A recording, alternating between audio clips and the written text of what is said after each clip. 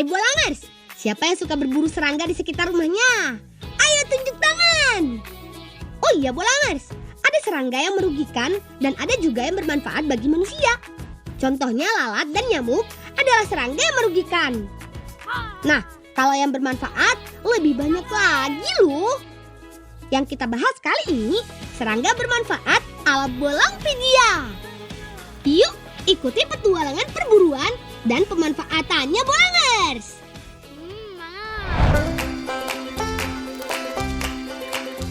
Yang pertama yaitu capung. Petualangan pertama kita menuju ke arah Selo, Kecamatan Sawang, Kabupaten Aceh Utara. Setiap sore hari, jika musim capung tiba, teman-teman di sini ramai-ramai memburunya. Alat menangkapnya hanya menggunakan karet gelang. Nah, kalau capung-capung sudah didapat, biasanya teman-teman menjadikan sebagai cemilan. Sebelumnya, capung yang sudah dibersihkan dipanggang dulu. Teman-teman di area Selo ini sudah biasa melahap serangga bersayap ini. Serangga bermata besar ini rasanya enak dan gurih, juga mengandung protein. Gurih! Gimana? Bolangers mau mencobanya?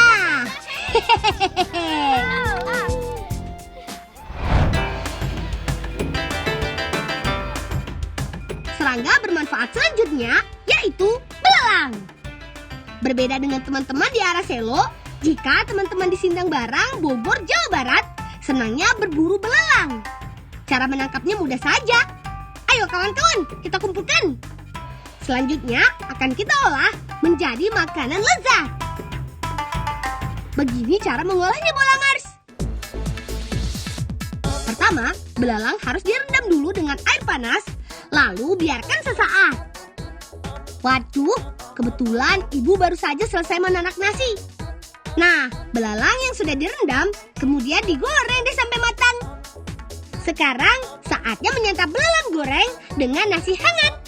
Wih, rasanya nikmat.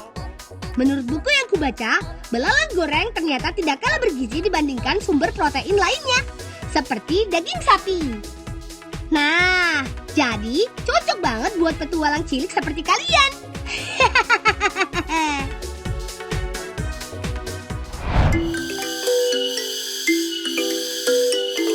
Nah, kalau serangga yang satu ini mempunyai penamaan yang berbeda-beda di setiap daerah.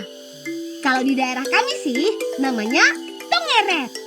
Ada juga yang menyebutnya garengku, turaes, cengreret, dan lain-lain. Biasanya, mereka hinggap di pohon-pohon rimbun. Ciri khasnya memiliki suara yang sangat nyaring. Nah, kalau di Kombah, Kabupaten Mubu, Sulawesi Selatan, serangga kecil ini dipercaya bisa mengobati kebiasaan anak kecil ngompol. Menurut tradisi nenek buyut kami, tongeret dapat mengobati kebiasaan anak kecil yang masih sering ngompol. Sebetulnya, cara pengobatan tradisional ini adalah menciptakan efek jera. Anak kecil yang masih sering ngompol sebelumnya diberi peringatan bahwa jika ngompol harus diobati dengan gigitan tongeret. Jadi, mereka akan takut dan berusaha untuk tidak ngompol lagi. Ayo, Bolangers, siapa yang masih suka ngompol? Serangga selanjutnya yaitu semut rangrang. Yang dimanfaatkan dari semut ini yaitu telurnya yang biasa disebut kroto.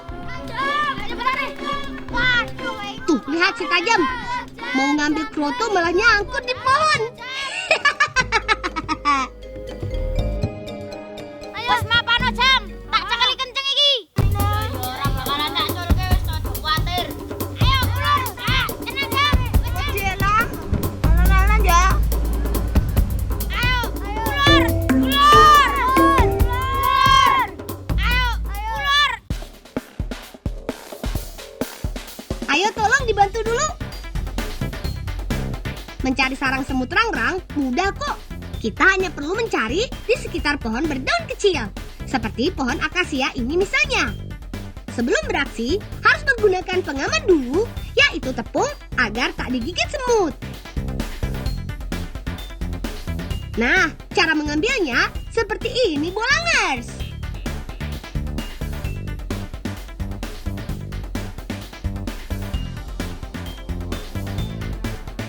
Kalian baru tahu kan kalau semut rangrang bisa dibudidaya? Tujuan dari budidaya ini adalah menghasilkan telur semut atau kroto. Bolangers, coba lihat hasil panenan dari budidaya semut rangrang. Lumayan banyak kan ya? Telur semut merupakan makanan kesukaan burung, ayam, dan juga ikan air tawar. Dengan adanya budidaya telur semut ini, sekarang kebutuhan telur semut warga dapat tercukupi tanpa harus mengambil sendiri di alam. Lihat, burung-burung ini selalu lahap kalau diberi makan kroto.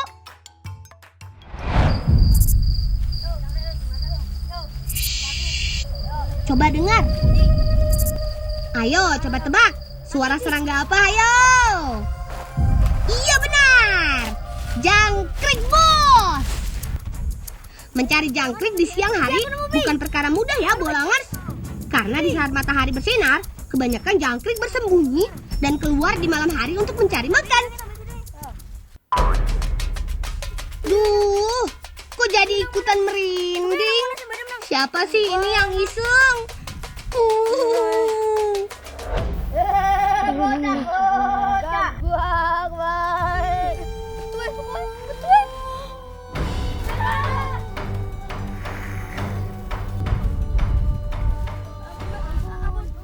Apa kowe ganggu aku dulu?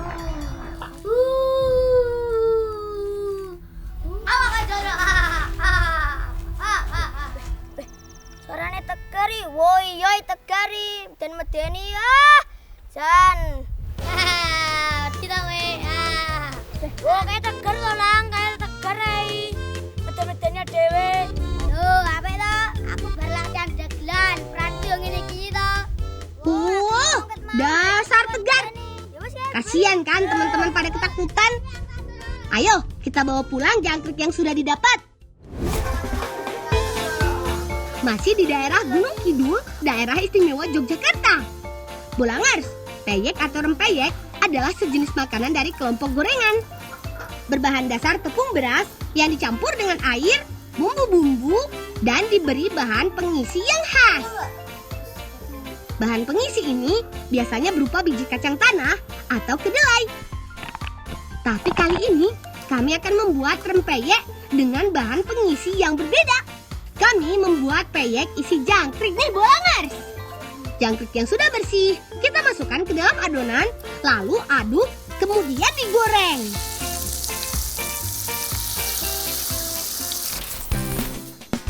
Nah, ini dia hasil jadinya, teman. Rempeyek jangkrik ala si bolang Gunung Kidul. Rasa peyek jangkrik ini nikmat sekali. Sangat renyah dan yang pasti gurih-gurih nyoy. Nah, itu dia Bolangpedia kali ini. Jangan kemana-mana dulu. Habis ini masih ada petualangan seru lainnya loh.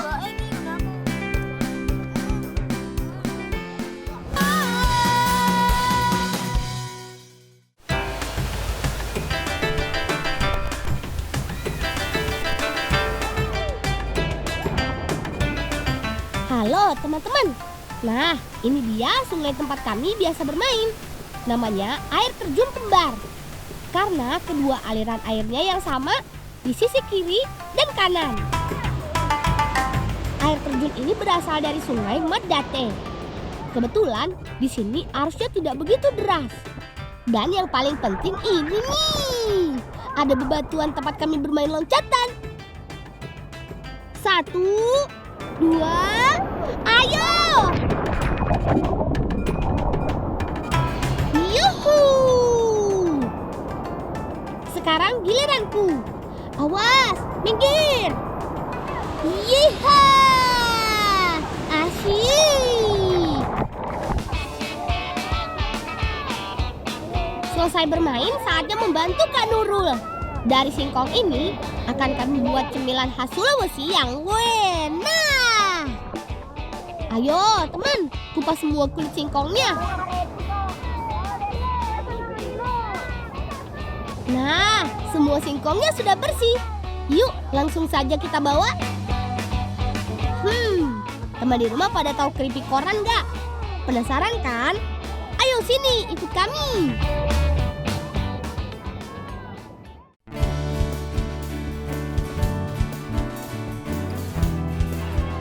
Oleh warga desa kami, olahan singkong menjadi tidak biasa. Pak Kadir, ini singkongnya. Nah, taruh dalam nak. Paman Kadir dan istrinya tinggal di kampung Jawa Wonosari. Eits, bukan Wonosari yang di Pulau Jawa ya, tapi Wonosari di Desa Batu, Sulawesi Barat. Di sini sebagian besar warganya membuat keripik koran sampai dijuluki lorong keripik. Potong singkong yang sudah dicuci agar cepat matang ketika direbus. Paman biasanya memakai singkong putih karena lebih lunak dan lebih mudah ditumbuk. Cuci lagi sampai bersih, lalu lanjut deh ke proses selanjutnya.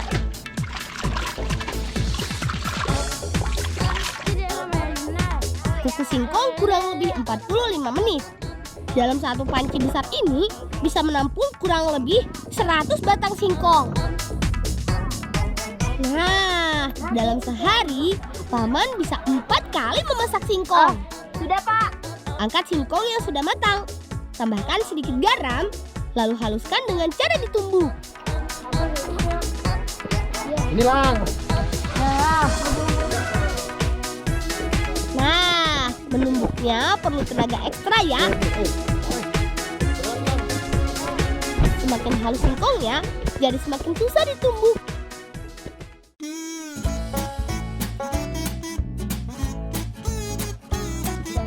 Adonan singkong yang sudah halus digulung setipis mungkin. Nah, ini dia kenapa keripik ini disebut keripik koran. Karena keripiknya digulung setipis koran. Oh iya, meja untuk menggulung adonan sudah diberi minyak goreng agar tidak lengket. Dalam sehari, Paman dan Bibi bisa menghasilkan 750 lembar keripik koran. Banyak banget kan? Adonan yang sudah tipis harus dibentangkan di anyaman bambu agar tidak sobek. Lalu jemur semua adonan yang sudah dipipihkan selama 3 jam di bawah sinar matahari yang terik.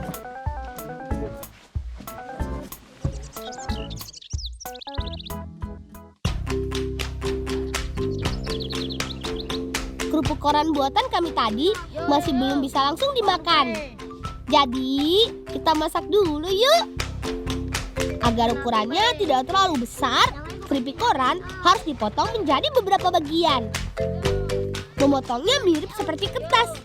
Yap, memakai gunting biar rapi. Pe mati mapure kerepue, mati bonyo mapure. Nih Kak, kerupuk nih. Minyak sudah panas. Tandanya keripik siap berenang. Digoreng. Gak usah lama-lama menggorengnya. Cukup sampai semua bagian mengembang, langsung angkat deh. Kalau kelamaan bisa gosong dan pahit deh.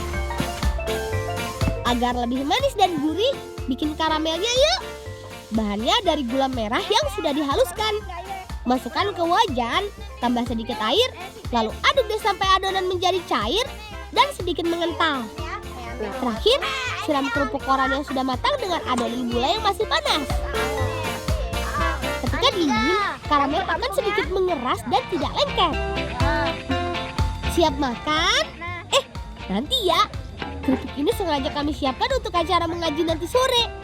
Jadi, kita ngebolang lagi yuk.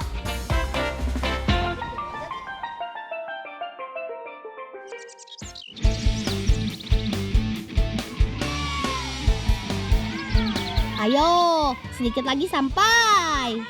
Kali ini kami akan membuat lilin khas daerah kami. Bukan lilin yang dibeli di warung loh, tapi lilin dari buah mangrove. Ayo, penasaran kan?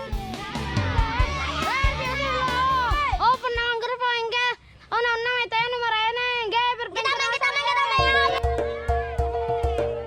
Buah mangrove yang kami cari berbentuk bulat dan yang sudah kering. Kami biasa menyebutnya buah punaga. Berasal dari pohon mangrove yang hidup di daratan. Pohon punaga bisa menghasilkan buah setelah berumur 10 tahun. Lebih cepat dari mangrove yang tumbuh di pinggir pantai karena tidak terganggu cuaca atau ombak. Batang pohon punaga ini juga sering dimanfaatkan oleh nelayan untuk membuat kerangka perahu. Karena kayu punaga keras namun ringan. Ayo teman, kumpulkan terus buahnya. Semakin banyak buahnya, semakin banyak juga lilin yang bisa dibuat. Nah, sepertinya sudah cukup. Ayo kita bawa.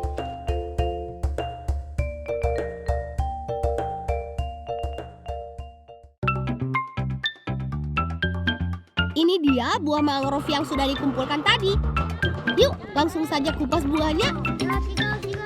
Buang cangkang buah dan hanya ambil bagian dalam buah yang berwarna putih. Mirip seperti kebiri ya. Cangkangnya juga lumayan keras. Jadi cara membukanya harus dengan dipukul di atas batu. Selain buah mangrove, perlu juga bahan yang lain. Salah satunya kapas kering ini. Pisahkan kapas kering dengan cangkangnya. Hanya ambil bagian kapas halusnya saja ya.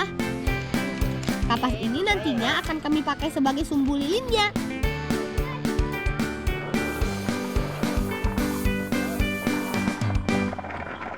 Sangrai buah mangrove sampai kering. Menyangrainya juga butuh kesabaran teman. Karena lumayan lama.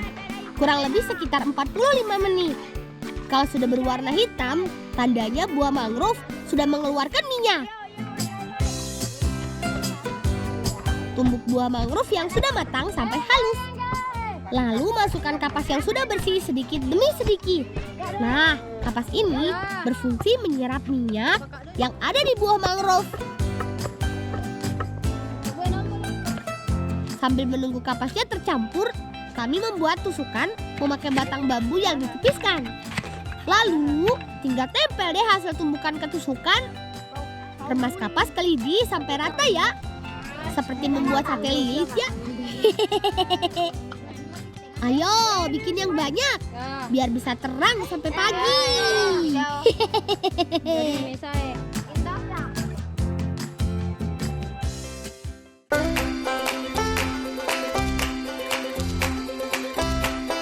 Ini dia markas kami. Biasanya memang sore-sore sih baru kesini. Rumah pohon ini lumayan tinggi loh. Karena tumbuh di pohon mangrove yang berusia puluhan tahun. Jadi harus hati-hati ya memanjatnya. Semua sudah sampai di atas.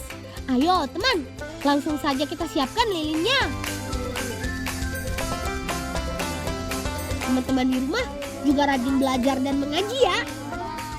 Nah, selesai mengaji, saatnya makan-makan. Jangan berebut ya, masih banyak kok. Dijamin semua kebagian. Hehehe.